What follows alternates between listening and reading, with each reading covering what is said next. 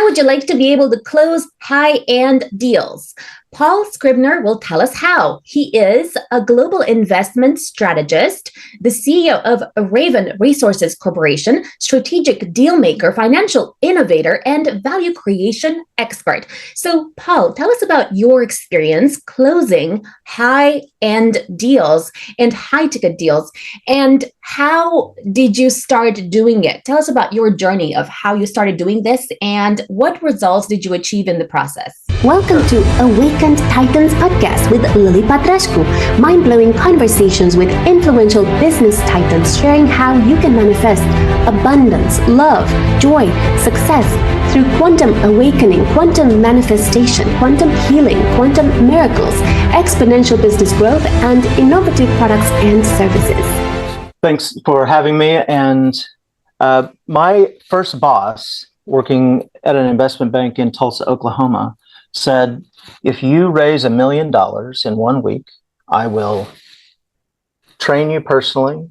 I will move you to England. And I think the implication was I'll change your life for the better. I didn't know much about, if anything, about raising money. And I just thought I've got to call everyone I know, and ultimately ended up closing that deal. But that was the starting point of me.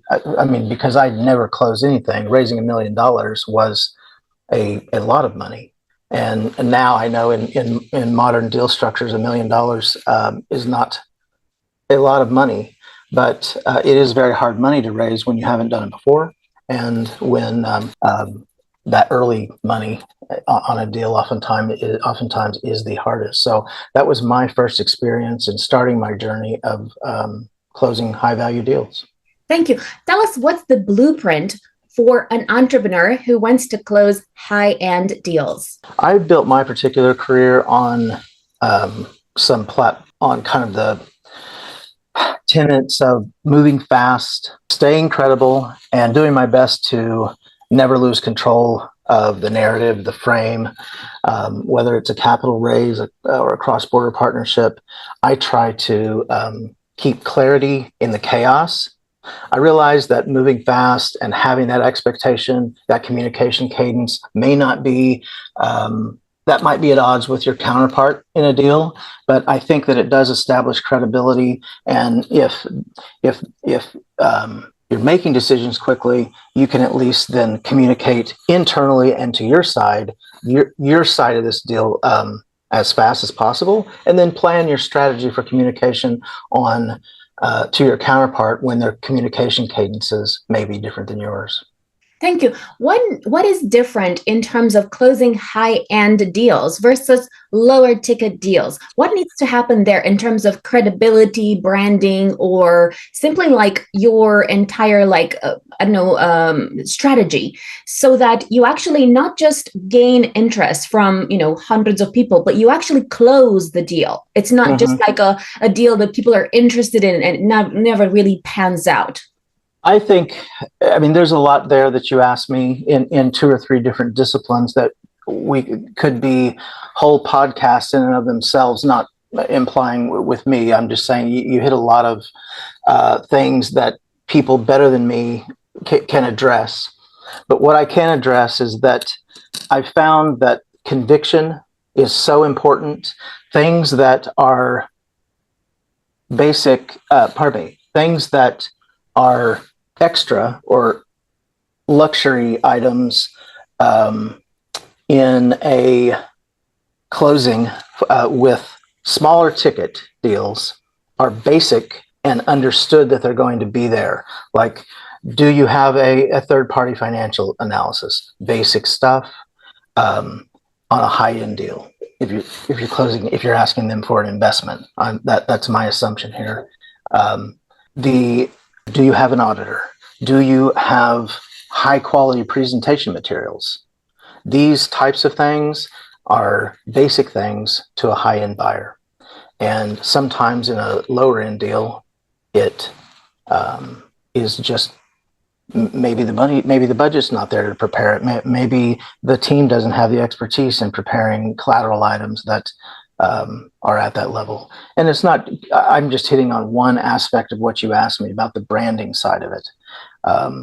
And I think it's key to make sure that you're not over talking and trying to convince a high-end buyer because they're looking to interact with people. I've already touched on it a second ago, with conviction, and they're not trying to over-explain the deal with a pitch deck or a bunch of features and benefits about the product. Thank you. How can someone close a high-end deal quickly without sounding or looking desperate? Because I imagine that when you have a high-end deal, a lot of the time it takes a little bit longer. But you can contradict me on that because you've closed a lot of high-end deals. Is it the case that a lot of times it takes quite a lot of time? Is it months? Is it like, because people need to do their due diligence and due process? Or you can contradict me and say, actually, no, a lot of high-end deals happen really fast, and this is what needs to be done to make it happen. And I've closed a few high-end deals, by the way, not so many, but and I think this is going to be my point. There's not an easy way to close them, and there's not a quick way to close them.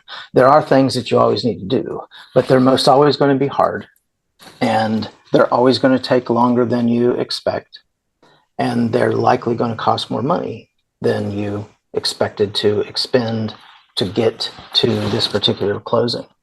I think there are types of deals that exist way above my level of deals that are probably do happen quickly as to the decision amongst the decision makers, but then it goes to documentation. So I think that trying to zero in on your answer, I don't think there is an easy way, at least in the mid-level of high-end deals that I work in, an easy way to do them quickly.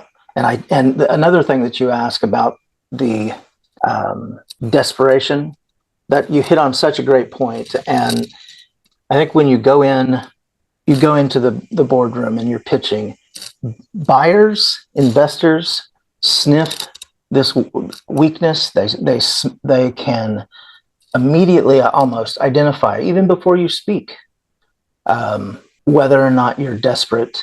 And I think this is hard to discharge. I think a lot of deals are messed up by the pre-meeting amongst the founders, or like if you're not ready, if you still need a pre-meeting, you're not ready to go in and pitch. And I think weaknesses are exposed by that lack of preparation. And then investors will then just often not say anything, or the buyer, you have a long decision, the long no, the dreaded long no is oftentimes because they felt that you were desperate. Thank you. How can an entrepreneur become an effective sales closer of high-end deals when he really is desperate? And has commission breath, has that desperation of, I have to close this deal. Otherwise, my company's going to suffer this month. And I can't. Yeah, I don't know. I think that at that point, consider getting someone else to pitch. Consider getting someone else in the room with you. And I realize that sometimes founders, entrepreneurs don't have that someone else. I'm not talking about a relative either. I'm not talking about, but someone that can be in even if they're in the room, just as a person to support the pitching process. Hopefully they're obviously involved in your company, they know you, and there's a credible reason for them being there. I'm just saying, I think at that point they should consider not being the one speaking. Thank you. What's different in terms of the environment of closing high-end deals? Is it that you would need to consider entertaining your potential, investors, or your potential, people, buyers, in a different way than you're used to, like taking them out to the Ritz, or I don't know, you have to invest in that kind of entertainment, I don't know, giving them tickets to football, or I don't know.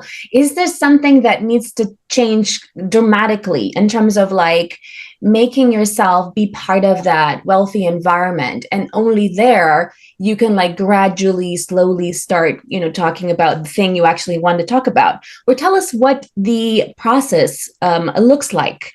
Is it a lot different than actually closing a normal deal? I think so, because I think you're often dealing with, you're talking about the entertainment aspect of it. I think it just depends on who you are to that person, and what I think we want to be careful of is not trying to pretend. If we're selling to a high end, ultra high net worth person, as an example, is there, since we on the sell side want something from them, and in this case it's money, or if we're selling a high end product, what can we give them that they don't already have or couldn't get for themselves? So I think you have to really evaluate whether you try to give them things while you try to entertain. The best thing you can give them is a clear and concise answer to solve whatever problem or solution that they're coming to you for. Deliver it quickly, promptly, and set yourself up to do that. If they are seeking a kind of a more exciting relationship in a sales process, then consider carefully what you give. Make sure that it is definitely something that they want. And I also think that simple things, talking about simple things to high-end buyers, is what they like more than talking about things that they know that they can surpass you in. And I think oftentimes the venue is just simply the office, the boardroom. High-end buyers are there to do business, buy stuff or sell stuff, and stick to the point, do your job, and don't lie. Don't try to pretend that you're something you're not. Thank you. How does someone transition from, let's say I meet you in an ultra wealthy environment where everyone is wealthy there. Mm-hmm. And how do I transition from this like fun environment where, like, I don't know, at a golf course, or I know a race course, or a polo match, or I know a cigar club. How do I transition from, let's say, meeting you and you're this ultra high profile guy that potentially we could collaborate on so many different things, and how do I not be like, oh, I have this and this and I can help you with this, and be much in your face with the offer that I may have, so I can become ultra smooth in terms of actually I can help you with this and add value from the very beginning. Sure. I think that's a great question. The transition between the cigar lounge and then don't pitch at the cigar lounge. You smoke cigars at the cigar lounge. If the buyer asks you about what you do, then briefly tell them.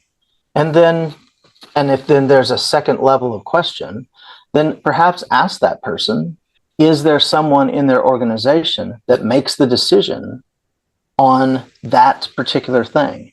Not assuming that as the seller, we will be interacting with the highest decision maker. Let them ask you into their inner circle, as far as whatever their inner circle is on a decision-making process. If they have an organization, or clearly if it's just a simple, if it's just a single high net worth person that you're selling to, then obviously you're dealing directly with them. But I think the deference of just understanding even if you're selling a product for their house, they may have a person that makes those decisions, and be willing to operate inside their decision framework and respect that, and that will go a long way.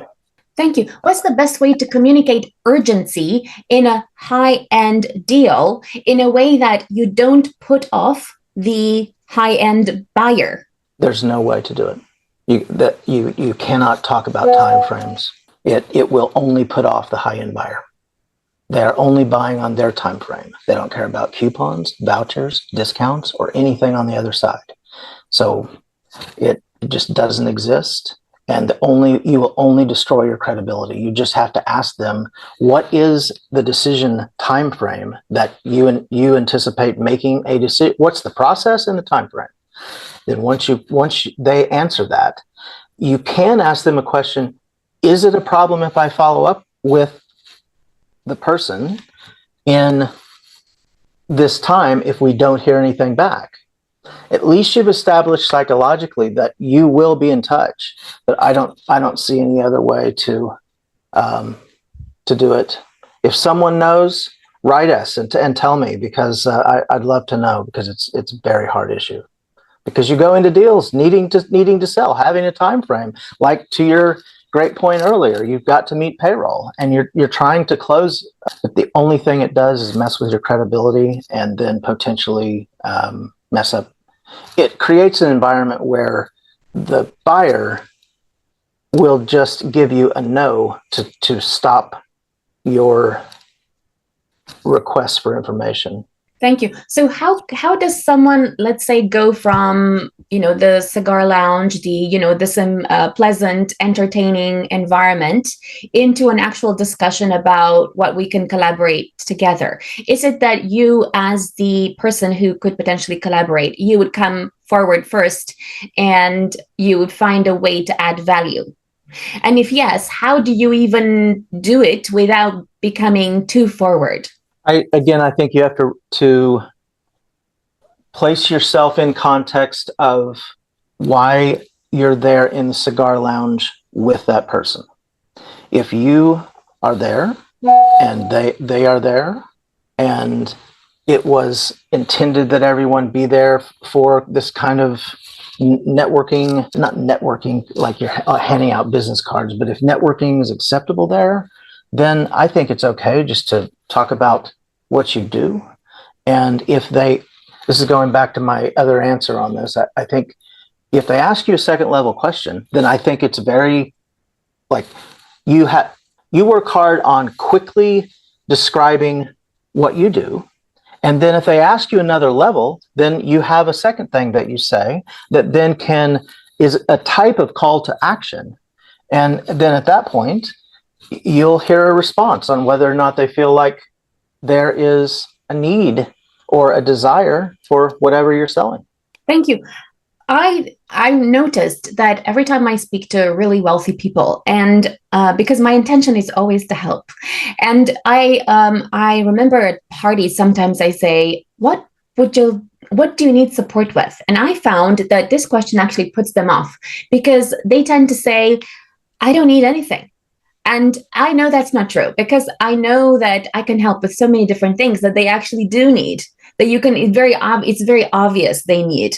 But I think it's perhaps just a wrong way of asking the question. How would this question come across a lot better? What would need to be different so you can transition into this thing about, okay, let me see how I can be of use, of support, of, what do you need right now? That I understand that question well, and it does land differently on ears of others, and cross-culturally that question doesn't land. It might land great in rural England, it may not land as well in Mayfair, as an example. And it probably would land great in the southwest part of America, in LA, you would probably get like, I don't need anything, or like, who are you anyway to ask? So I think you have to set it in a cultural context where you're at.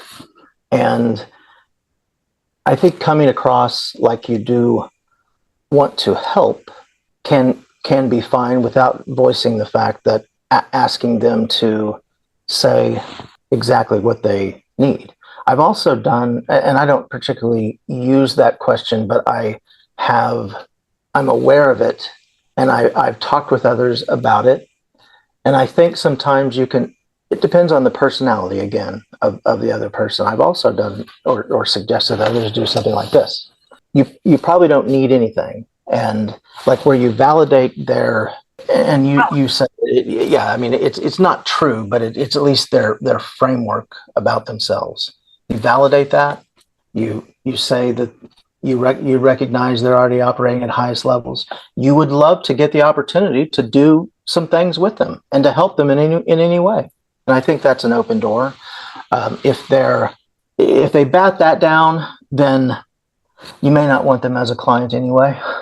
Like They just may not be the right person. There may not be good chemistry there. Thank you. You've mentioned quite a lot of things already that are very interesting, but tell us your 10 commandments for how to close high-end deals. Sure. I really enjoyed that question because it's something that I don't have 10 commandments, but I did prepare them for this podcast, which I was super excited about being on. I looked at a bunch of your podcasts, and you're doing such a great job. So I am glad you took me through this. So I've done some things that are in no order of priority. My first one, as I said, we concentrate on speed, so speed wins. Second, trust is earned before you speak. Third, own the frame or lose the deal. And a shout out to Oren Clough at Pitch Anything. He's always talking about framing. I, in years past, have read some of his books or two of his books and listened to some of his podcasts. So no deal. The fourth one, no deal, meaning no deal is better than a bad deal.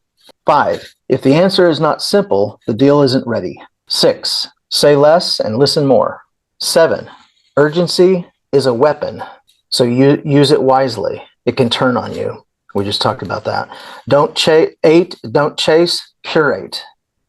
The neediness, the essence of being desperate. 9, lead with certainty and close with calm. And 10, every transaction is a tested reputation. Wow. When you were saying that, I really felt almost like the vibration in the room changed, because I really sense the power of that. I feel that you live that, and it really shines through. Tell me about what habits would entrepreneurs need to develop, habits, routines, or apps, or so that they can close high-end deals on a recurring basis.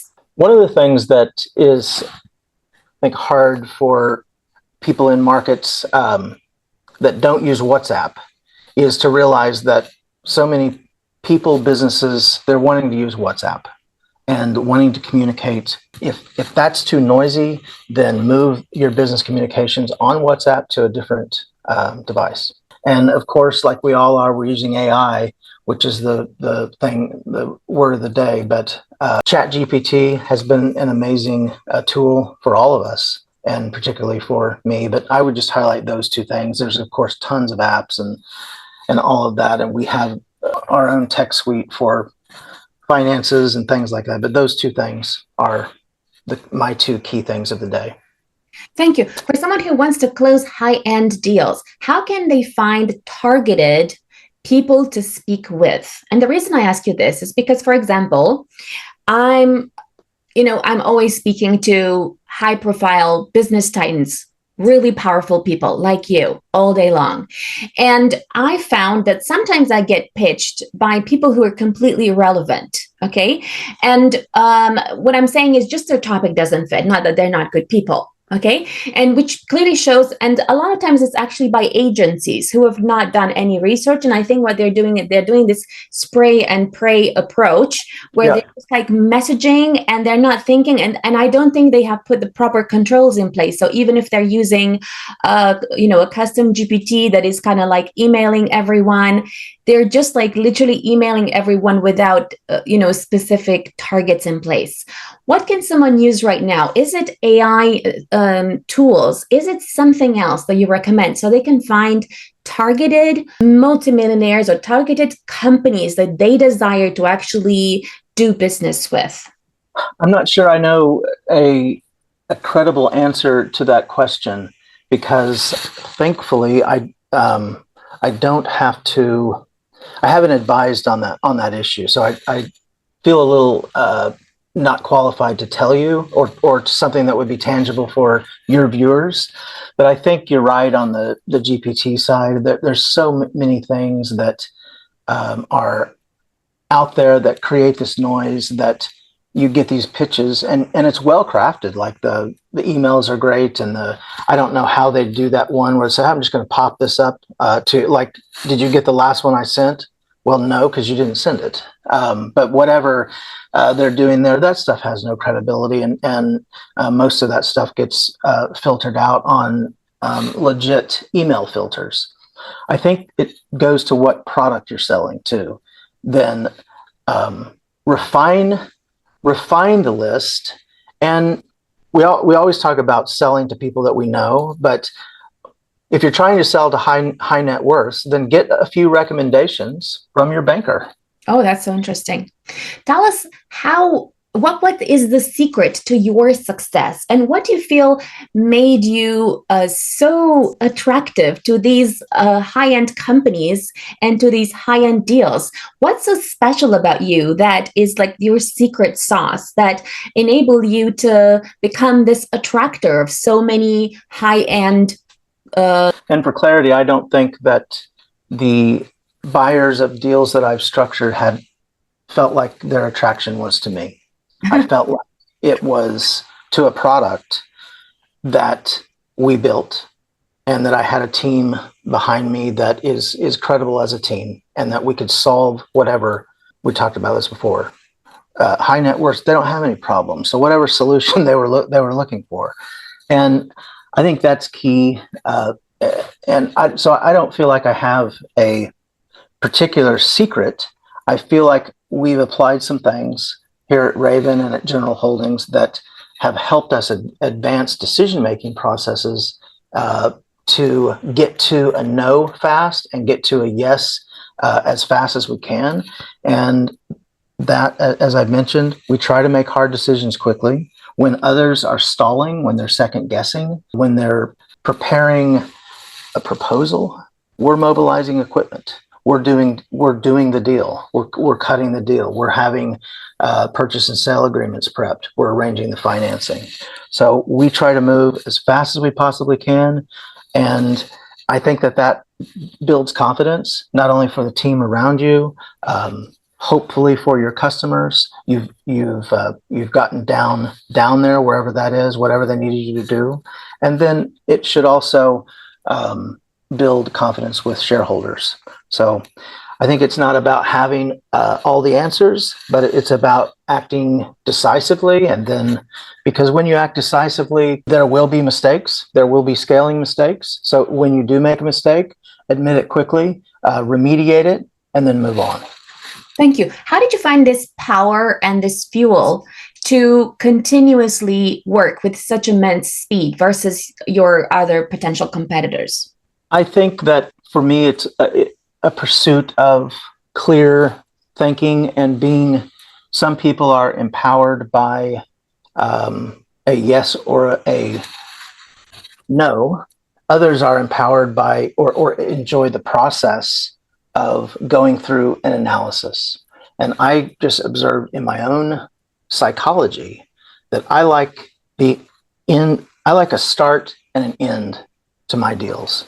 So because I'm driven by that psychology, I'm also driven by trying to have as much clarity under pressure as I can. And I have been fascinated, just as a person trying to grow my intellect, in these moments where everything is on the line. And I like, bet the house, bet the farm, bet the company deals. And that's given me a lot of energy, knowing that, we have to close this thing. We have to keep our hands steady, even if it's cold, even if it's hard, when the wind is blowing, when there's no money in the bank, when you don't know how you're going to pay for lunch, or on an extreme basis, when you don't know how you're going to be able to make that big payment that you need to make. And just realizing that each one of those incremental movements is strengthening you and bringing you up to the point where you can do this. I've gotten a lot of strength by that. Just looking back, okay, well, I did that before, so I can do it again. Thank you. Tell us what kind of companies you're looking to collaborate with at the moment, and where can entrepreneurs find you? Sure. We're looking to purchase companies that have predictable, replaceable quality of earnings, that are at least generating $1.5 million of net free cash flow every year. And then going up to about $10 million. That's the range of what we're looking for, and not just in America, but we have a foot. Raven, it is a North American-based company, and we have a investment thesis that involves the acquisition of companies in Texas, Oklahoma, Missouri, Illinois, Kansas, and parts of Arkansas, northwest Arkansas. So those are the places we're looking. You can reach us at RVN, like Raven, rvn.rs, rvn.rs. We'd love to hear from you. And our phone lines are open. Thank you. Follow us for more interviews with world's most influential business titans, providing you with the insights to awaken to your full potential, so you can get paid to be yourself, find true happiness, and manifest anything you desire.